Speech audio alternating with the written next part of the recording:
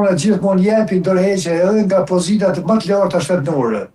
Mirë po, si duket e ne nuk është kjo praktik. Prandaj këtu duhet të kemi edhe ne përvojën e shteteve demokratike, se në rast se vetëm fillojnë hetimet ndaj një personi që është jo vetëm si deputet, po edhe në ministri, ai duhet të jap vetë ndërheqje,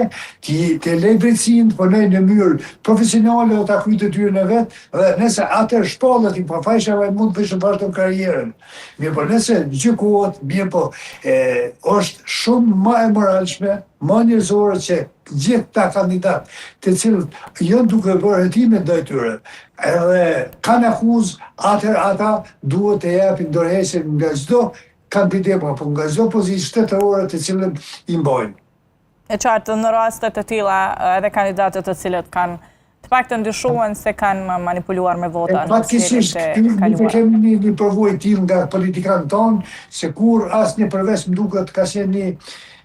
tash më kujtohet një Ljedekesku që ka qenë ministri i punëve të brendshme, s'po më kujtohet emri i tij, ai ka panon ndërheqjen, menjëherë si kanë filluar ndodh disa raste i kanë ndodhur ministri i punëve. Mirë po, ne nuk kemi një praktikë tillë që